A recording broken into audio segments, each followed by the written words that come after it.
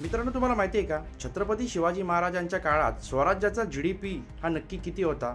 GDP म्हणजे अर्थव्यवस्थेतील किती वस्तू आणि सेवांचं उत्पादन झालं याचं मूल्य म्हणजे GDP. छत्रपती शिवाजी महाराजांनी स्वराज्य मजबूत करण्यासाठी विविध आर्थिक धोरणं राबवली. त्यात मित्रांनो चौथाई, सरदेशमुखी, स्वतःचं चलन प्रणाली यांचा समावेश केला होता.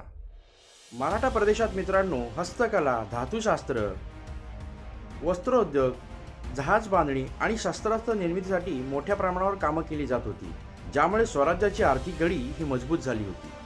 छत्रपती शिवाजी महाराजांच्या राजवटीत ही राजकीय स्थिरता होती मित्रांनो, त्यामुळे त्या काळात व्यापाऱ्यांना आणि उद्योगांना चालना मिळाली. तसेच कृषी क्षेत्रामध्ये सुधारणा केल्यामुळे त्याचं उत्पादन वाढलं, त्यामुळे स्वराज्याची अर्थव्यवस्था ही मजबूत झाली.